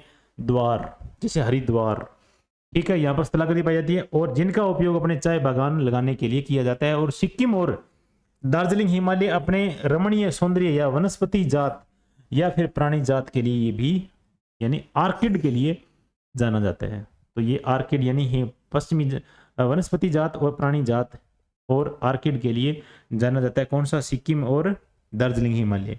तो इतनी बात आपको याद होनी चाहिए। लेप्चा जनजाति है वो यहीं रहती है और द्वार वाली आकृतियां वो भी यही है। चाय के बागान भी यही मिलेंगे। तीस्ता नदी से लेकर कंचनजंगा भी, जो तीस्ता नदी है और ये कंचनजंगा है वो भी इसी में मिलेगी। और नेपाल हिमालय इधर पश्चिम में है, इधर पूर्व में बात करें तो भूटान हिमालय। तो एक बार थोड़ा सा ये पश्चिम अपने ये भी थोड़ा सा मानचित्र ये देख लो। कुनलुन श्रेणी की अपने पहले वाली वीडियो में बात कर ली थी। उसके बाद में यहाँ पर हिंदू कुश श्रेणी है और ये आकर के यहाँ पर कहाँ पर मिलती है? पामीर की गांठ बनाती है। और जो यहाँ पर पामीर की गांठ ये उत्तर यानी हिमालय वाला रीजन है और ये कुनलुन और ये हिंदू कुश है, ये मिलती है आपस में कहाँ पर? पामीर है। और इसी के साथ कैलाश श्रेणी यहाँ पर है तिब्बत में। कहाँ पर है ये? तिब्बत में। कैलाश श्रेणी तिब्बत में और ये ट्रांस हिमालय का भाग है। ठीक है। काराकोरम जो श्रेणी है ये भी ट्रांस हिमालय का भाग है। ये केटू यहाँ पर चोटी है, केटू यहाँ पर चोटी है, वो भी यानी काराकोरम श्रेणी का भाग है। और ये किसका भाग है? ट्रांस हिमालय का भाग है। फिर बात आती है लद्दाख श्रेणी की। उसके बाद बात आती है इसमें जास्कर श्रेणी की। और फिर यानी जो वृहद हिमालय है वो स्टार्ट होता है। और वृहद हिमालय कहाँ से स्टार्ट होता है? नंगा पर्वत से स्टार्ट होता है। कहाँ से स्टार्ट होता है? नंगा पर्वत से स्टार्ट होता है। कौन सा? वृहद हिमालय। और उसके बाद में ये लघु हिमालय, फिर आता है उप हिमालय यानी शिवालिक हिमालय। इन शिवालिक हिमालय में बढ़ते हुए आगे कंप्लीट होता है। उसके बाद में यहाँ आपने थोड़ी सी बात की थी, एक जो नदी जाती है यहाँ से स्टार्ट होती है, कौन सी? यानी सिंधु नदी यहाँ से स्टार्ट होती है। सिंधु नदी यहाँ से स्टार्ट होती हुई ये अरब सागर की तरफ जाएगी और अरब सागर में अपना जल डाल देगी। और इसमें कौन कौन सी नदियाँ आकर के मिल जाती हैं? इसमें जो नदी आती है वो यहाँ से स्टार्ट होकर के झेलम नदी आती है। और उसके बाद में चेनाब नदी यानी मुख्य नदी जो है इसकी चेनाब नदी है, वो यहाँ से स्टार्ट होकर के चेनाब नदी आती है और उसमें आकर के झेलम मिल जाती है। और चेनाब आगे जाकर के फिर आगे चलती है। और उसके बाद में कौन सी नदी आती है? यहाँ पर आती है रावी नदी। और रावी नदी आकर के चेनाब में मिल जाती है। उसके बाद में लास्ट में कौन मिलती है? सतलज नदी मिलती है। कौन सी नदी मिलती है? सतलज। ये चार नदियाँ जो है झेलम और चिनाब है, रावी है। झेलम, चिनाब और रावी और सतलज, ये चार नदियाँ जो है इसमें आकर के मिल जाती है। किस में आकर के? ये मिठानकोट जगह है यानी पाकिस्तान में। मिठानकोट जगह है पाकिस्तान में और यहाँ पर आकर के मिल जाती है। पाकिस्तान में आकर के मिल जाती है। किससे मिल जाती है? सिंधु नदी से मिल जाती है। तो सिंधु नदी है ये 5 नदियों का, 5 नदी नहीं है, सिंधु नदी में ये 4 नदियां मिलती है। और इससे पहले यानी जो इंडिया में बहती है, इंडिया में ये 5 नदी हैं। इसके साथ में एक व्यास नदी है, वो यहाँ से आकर के, और व्यास नदी है किसका भाग बन जाती है? ये बन जाती है सतलज का। और सतलज यहाँ से स्टार्ट होती है। कहाँ से? तिब्बत से स्टार्ट होती है। और तिब्बत से स्टार्ट होकर के और उसके बाद में यहाँ प्रवाहित होकर के और ये आगे जाती है किस में मिलने के लिए? चिनाब में मिलने के लिए। और उसके बाद में चिनाब आगे सभी का जल लेकर के किस में जाकर मिलती है? ये सिंधु नदी में जाकर मिलती है। फिर अपने बात करते हैं यहाँ पर ये व्यास नदी है, ये छोटी सी, और ये नदी है ये आकर के किस में मिल जाती है? सतलज में मिल जाती है। तो व्यास नदी इधर नहीं है, इधर सतलज नदी है। और अपने जो हरी के बैराज जो बना होता है, वो जो इंदिरा गांधी नहर आती है वो हरी के बैराज वो इसी सतलज नदी पंजाब वाले कपूरथला क्षेत्र में बना हुआ है। और कौन सा? हरी के बैराज। और ये सतलज नदी के ऊपर है। ठीक है, सतलज नदी के ऊपर है हरी के बैराज। कई बार यहाँ पर क्या होता है कि हरी के बैराज शीत ऋतु के अंतर्गत या फिर अपने ग्रीष्म ऋतु के अंतर्गत है। ग्रीष्म ऋतु में तो डैम खूब सारा यानी बरसात होती है तब डैम फुल रहते हैं। उसके बाद में शीत ऋतु में क्या होता है कि डैम अगर मान लो कि खाली हो गया, पानी बरसात नहीं होती है, तो उस कंडीशन में अगर अपने को जरूरत पड़ गई, ठीक है, अपने पानी की जरूरत पड़ गई, तो इस हरी के बैराज में पानी का जल स्तर यानी डाउन हो रहा है, तो ये अपनी सहायता ले सकते हैं। किससे ले सकते हैं? यानी व्यास नदी से सहायता ले सकते हैं। तो व्यास नदी का जो लिंक है कि यहाँ पर नहर बना करके लिंक दिया गया है और इसका पानी यहाँ पर यानी इस डैम में भी अपने लाया जाता है। तो अपने लिए राजस्थान के लिए यानी सतलज नदी का तो यानी भूमिका है ही है, और इसके साथ में व्यास नदी है, इसकी भी भूमिका महत्वपूर्ण मानी जाती है। यहाँ पर डैम बना करके और ऐसे में यहाँ इधर यानी जो इंदिरा गांधी नहर है उसके लिए यानी काफ़ी यहाँ पर यानी पानी के लिए आपूर्ति की जाती है। तो फिर अपने यहाँ से गंगोत्री स्टार्ट होती है, गंगोत्री, यमुनोत्री, ये अपने यहाँ नदियों के जो अपने चैप्टर आएगा उसमें अपने बात करेंगे। फिर चलते अपने आगे अरुणाचल हिमालय की बात करते हैं। यह पर्वत क्षेत्र यानी क्या करता है? भूटान हिमालय से लेकर के पूर्व में डिफू दर्रा या डिफू बोलते हैं ऐसे। तो ये जैसे मान लो कि भूटान हिमालय या डिफू दर्रा या डिफू दर्रा जो है इस तक ये फैला हुआ है। भूटान हिमालय से लेकर के अपने भूटान हिमालय से पढ़ लिया, नेपाल हिमालय से लेकर के भूटान हिमालय तक पढ़ लिया। उसके बाद भूटान जो हिमालय है उससे लेकर के पूर्व में डिफू दर्रा यानी अरुणाचल प्रदेश में है, इस तक ये फैला हुआ है। इस पर्वत श्रेणी की सामान्य यानी दिशा जो क्या है, ये दक्षिण पूर्वी से लेकर के उत्तर पूर्व है। इसकी सामान्य दिशा क्या है, दक्षिण पूर्व से, यानी दिशा इसकी क्या है, दक्षिण, यानी दक्षिण पूर्व से ऐसे लेकर के ये ऐसे है उत्तर पूर्व की ओर, यानी सामान्य जो दिशा इसकी है। यानी जैसे मान लो कि इधर है ये दक्षिण पूर्व से लेकर उत्तर पूर्व की ओर है, ठीक है, अरुणाचल हिमालय की। इस क्षेत्र की यानी मुख्य चोटियों में कांगतू है या नामचा बरुआ है। मुख्य चोटियां कौन कौन सी, एक तो कांगतू है और एक है नामचा बरुआ। नामचा बरुआ पर्वत तिब्बत में भी है और इधर अरुणाचल प्रदेश में भी है, ठीक है, ये शामिल है। और ये पर्वत श्रेणियां उत्तर से दक्षिण दिशा में तेज बहती हुई गहरे गारज का निर्माण करती है और इन यानी बनाने वाली नदियों और द्वारा विच्छेदित होती है। और इसके बाद में नामचा बरुआ को पार करने के बाद, यानी नामचा बरुआ को पार करने के बाद में ब्रह्मपुत्र क्या करती है, एक गहरी गौर्ज का निर्माण करती है, एक गहरे गौर्ज का निर्माण करती है, माखड का निर्माण करती है। और इसके बाद अपने बात करें तो कामेंग और सुबनसिरी और दिहांग और दिबांग और लोहित, ये इसकी प्रमुख नदियां हैं। किसकी, ब्रह्मपुत्र की प्रमुख नदियां हैं, वो भी इसी रीजन में बहती है, इसी रीजन में बहती हैं। और ये 12मासी नदियां हैं। ये कौन सी नदियां हैं, 12मासी नदियां हैं। बहुत से जल प्रपात बनाती है यहाँ पर, इसलिए यहाँ पर यानी जल विद्युत उत्पादन की क्षमता भी काफी है। किस क्षेत्र में, अरुणाचल प्रदेश में, ठीक है। आगे चलते हैं, यहाँ बहुत सी जनजातियां रहती हैं, झूम खेती करती है यहाँ पर। और कौन कौन सी जनजाति है, मोनप्पा और अबोर और मिसमी और निशी और नागा। तो ऐसी जनजातियां जो है इनका नाम अपने बात कर चुके हैं। ये जनजातियां कौन सी है, एक तो मोनप्पा, कौन सी है, मोनप्पा, एक अबोर, एक मिश्मी और एक निशा यानी निशी, और उसके बाद में यानी नागा। ये जो है ये जनजातियां वहां पर निवास करती है इसी अरुणाचल प्रदेश के रीजन में, ठीक है। और स्थानांतरित कृषि करते हैं ये, और श्लेष कृषि कहते हैं इसको, श्लेष कृषि या बर्न कृषि कहते हैं इसको। बर्न कृषि या बर्न मतलब जलाकर के कृषि करना, और श्लेष और स्थानांतरित कृषि, और ये ऐसे कृषि करते हैं, ये खेती इसे बोलते हैं। इस कृषि को अपने क्या नाम देते हैं, झूम खेती कहते हैं। इसको किस नाम से जानते हैं, ये जनजातियां ज्यादातर ऐसी कृषि करते हैं, इसको अपने झूमिंग कहते हैं या फिर झूम खेती कहते हैं। और ये जनजातियां कौन सी हैं, मोनप्पा, अबोर, मिश्मी, निशी और नागा। ये इसी अरुणाचल प्रदेश वाले रीजन में रहती है।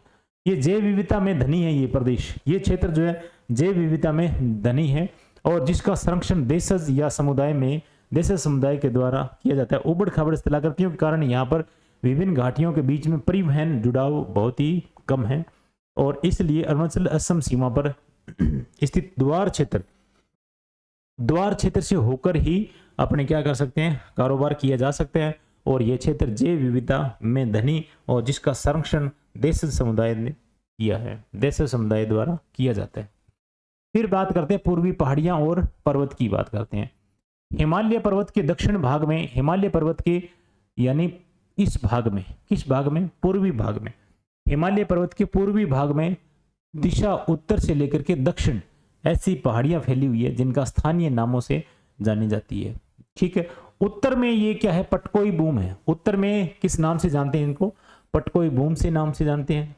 और उसके बाद में पटकोई बूम मतलब अरुणाचल प्रदेश वाला रीजन। उसके बाद में कौन सा आता है, नागमणि यानी नागालैंड आता है, तो फिर ये क्या है, नागा पहाड़ियां। फिर आगे मणि आता है तो मणिपुर पहाड़ियां। उसके बाद में आता है मिजोरम, तो मिजोरम में इसको लुसाई की पहाड़ियां या मिजो पहाड़ियां कहते हैं, लुसाई की पहाड़ियां या फिर मिजो पहाड़ियां कहा जाता है। तो यानी अरुणाचल प्रदेश, अरुणा नागमणि याद रखो, तो नाग यानी नागा पहाड़ियां ऊपर है, उसके बाद में मणि, इसके बाद में जस्ट यानी उसके बाद में मिजोरम पहाड़ियां या लुसाई की पहाड़ियां यहाँ पर स्थित है। यह एक निजी पहाड़ियों द्वारा क्षेत्र है या पहाड़ियों का क्षेत्र है जहां अनेक जनजाति रहती हैं और जो झूम कृषि करती है, ठीक है, या स्थानांतरित कृषि कहती है, ठीक है। और यहाँ यानी यहाँ जो पहाड़ियां, ज्यादातर पहाड़ियां छोटे बड़े नदी नालों द्वारा अलग होती है। तो इतनी बात आप याद रखोगे, उत्तर से दक्षिण फैली हुई है, और ये वहां की स्थानीय भाषा में नाम है इसका पटकोई बूम, नागा पहाड़ियां, मणि पहाड़ियां, और उसके बाद में लुसाई की पहाड़ियां, इसे बोलते हैं मिजो पहाड़ियां, ठीक है। आगे बात करते हैं, बराक नदी है यहाँ की, एक मणिपुर की विशेषता नदी है। बराक नदी को याद रखना, बराक नदी है, ये डायरेक्ट जाकर के मेघना में मिल जाती है। यानी पहले नाम इसका होता है ब्रह्मपुत्र। ब्रह्मपुत्र यानी नाम कहां से पड़ता है, सांगपो नदी है, तिब्बत में बहती है, उसके बाद में अरुणाचल प्रदेश में इंटर करते इसका नाम पड़ जाता है ब्रह्मपुत्र। ब्रह्मपुत्र जब ये नाम से जाती है बांग्लादेश में इसका नाम पड़ जाता है मेघना नाम से। किस नाम से? मेघना नाम से। और मेघना नाम जो आगे जाकर के ये किस नाम से पड़ता है, यानी ये पद्मा में मिलकर के, पद्मा किसका नाम है? बांग्लादेश में इंटर करने के बाद में वहां रीजन में जब मिलती है तो मेघना और पद्मा मिलेगी, दोनों आपस में। पद्मा है गंगा का नाम, तो ये आपस में मिलकर के ये किस में जाती है? आगे आगे जाती है ये अपने बंगाल की खाड़ी में। तो बंगाल की खाड़ी में मिलने से जब ये ब्रह्मपुत्र में और उसके बाद मेघना और फिर ये मेघना में डायरेक्ट ये मिल जाती है कौन? बराक नदी जो है ये मणिपुर से स्टार्ट होती है, मिजोरम की यानी एक मुख्य नदी है। मणिपुर और मिजोरम की मुख्य नदी है बराक नदी है। इसके ऊपर बहुत ही फेमस जो एक यानी जो अपने झील है, कौन सी झील है? लोकटक या लोकताक झील है। ठीक है, ये मणिपुर में है और मणिपुर घाटी के मध्य एक स्थित झील यानी जो कौन से किस नाम से जानी जाती है? लोकटक या फिर लोकताक झील कहा जाता है। और ये चारों ओर से पहाड़ियों से घिरी हुई है। कौन सी? लोकटक झील या फिर लोकताक झील है। ये चारों ओर से पहाड़ियों से घिरी हुई है और ये मतलब झूलती हुई झील के नाम से भी जानी जाती है, यानी झूलती हुई झील के नाम से भी जानी जाती है। बराक नदी है, ध्यान रखना, बराक नदी जो मणिपुर मिजोरम की मुख्य नदी है, इस नदी के ऊपर यानी ये झील बनी हुई है। कौन सी? लोकटक झील बनी हुई है, ये मणिपुर में है और ये चारों ओर से पहाड़ियों से घिरी हुई है। और मिजोरम जिसे अपने मोलेसिस बेसिन कहते हैं, मिजोरम जिसे अपने क्या कहते हैं? मोलेसिस बेसिन कहते हैं। मिजोरम जिसे मोलेसिस बेसिन कहते हैं, यानी इसके लोकटक झील को या फिर इसे मिजोरम जिसे अपने मोलेसिस बेसिन भी कहा जाता है। मृदुल और असंगठित चट्टानों से बना हुआ है। ठीक है, मिजोरम क्षेत्र जो है ना, इसको अपने मोलेसिस बेसिन या क्षेत्र कहते हैं, मिजोरम राज्य वाले क्षेत्र को या इस क्षेत्र की पहाड़ियों को। नागालैंड में बहने वाली ज्यादातर नदियां जो है ब्रह्मपुत्र नदी की सहायक नदियां हैं। ठीक बात। और उसके बाद मिजोरम और मणिपुर की दो नदियां बराक नदी की सहायक नदी हैं। ठीक है, तो ये नहीं, मणिपुर, मिजोरम और मणिपुर की दो नदियां किसकी सहायक नदी है? बराक की सहायक नदी है। और ये बराक नदी जो आगे जाकर किस में मिल जाती है? ये मेघना नदी में मिल जाती है, मेघना में मिल जाती है। मेघना नाम पड़ता है इसका, गंगा के बाद में इसका नाम पड़ता है। ठीक है, तो ये मेघना नदी में जाकर के ये मिल जाती है, किसमें? यानी मेघना में। कौन सी? मिजोरम और मणिपुर की दो सहायक नदियों से मिलकर के और ये बराक नदी बनती है और बराक नदी जाकर के मेघना में मिल जाती है। मणिपुर के पूर्वी यानी भाग में बहने वाली नदियां चिंदविन नदी है एक, मणिपुर के पूर्वी भाग में बहने वाली। मणिपुर इधर है, ये जैसे मान लो कि अरुणाचल और नागा और उसके बाद में मणिपुर, उसके बाद मिजोरम और इधर यानी पूर्वी भाग में बहने वाली कौन सी नदी है? चिंदविन नदी है। और ये क्या करती है? चिंदविन नदी की सहायक नदियां मिलकर के यानी क्या करती है? म्यांमार में बहने वाली इरावदी नदी की एक सहायक नदी है, इरावदी नदी है। ठीक है, म्यांमार में बहने वाली इरावदी नदी है, उसकी सहायक नदी है चिंदविन नदी की सहायक नदियां। ठीक है, मणिपुर के पूर्वी भाग में बहने वाली नदियां चिंदविन नदी की सहायक नदियां हैं। ठीक है, जो कि म्यांमार में बहने वाली इरावदी की सहायक नदी है। तो ये अपने यानी मणिपुर के पूर्व में बहने वाली नदियां कौन सी? चिंदविन, इसकी सहायक नदियां। ये किसका सहायक नदियां? ये इरावदी की भी सहायक नदी बन जाती है। ठीक है, आगे चलते हैं, फिर अपने बात करते हैं। जैसे मान लो कि ये अपने मानचित्र में देखो, यहाँ पर बोमला दर्रा है। ठीक है, उसके बाद में ये सांगपो नदी है। ठीक है, ये तिब्बत से स्टार्ट होती है, ब्रह्मपुत्र नदी है। यहाँ आकर के नामचा बरुआ में ये मोड़ खाती है, यहाँ पर आकर के ये गोर्ज का निर्माण करती है और यहाँ दिहांग नदी है वो इसमें मिल जाती है। उसके बाद में लोहित नदी है वो भी इसमें मिलती है। उसके बाद में ये यानी यहाँ पर चलती हुई और मेघालय से होती हुई ये किस में प्रवेश कर जाती है? ये बांग्लादेश में प्रवेश कर जाती है। यहाँ पर मेघालय में गारो खासी जयंतिया पहाड़ियाँ हैं, गारो खासी जयंतिया यहाँ पर पहाड़ियाँ हैं। और यहाँ अगर बात करें पटकोई बूम, देखो अरुणाचल प्रदेश में जो पहाड़ियाँ पटकोई बूम है, उसके बाद में नागालैंड में नागा बूम है या अपने नागा श्रेणी कहते हैं। उसके बाद अपने पटकोई बूम और नागा श्रेणियाँ, और यहाँ पर मणि है, मणि पहाड़ियाँ भी है, मणि पहाड़ियाँ। उसके बाद मिजोरम या मिजो पहाड़ियाँ या मिजो श्रेणियाँ या लुसाई की पहाड़ियाँ यहाँ पर स्थित हैं। ठीक है, इतनी बात है अपने इस मानचित्र में देख सकते हैं। ठीक है, आगे चलते हैं, फिर आगे अपने लगभग ये पूरा हो गया अभी। ठीक है, तो ये अपने किसकी बात कर ली? अपने बात कर ली इस मानचित्र के बारे में। देखो मानचित्र में अपने नदियों के बारे में पूरी बात कर ली और कोसी नदी के बारे में अपने बात कर ली। नहीं, कोसी नदी के बाद नदियों के बारे में तो अपने बात चैप्टर बाद में करेंगे, सिर्फ पहाड़ियों के बारे में। और ये जेलपला दर्रा, ये देखो ये दर्रा है सिक्किम में, जेलपला दर्रा। और तीस्ता नदी ये देखो यहाँ से आ रही है, ये तीस्ती। कंचनजंगा चोटी है यहाँ पर देखो, कंचनजंगा। और मकालू पर्वत इसके पास में ही है, मकालू पर्वत। एवरेस्ट यहाँ इसके पास में एवरेस्ट, ठीक है।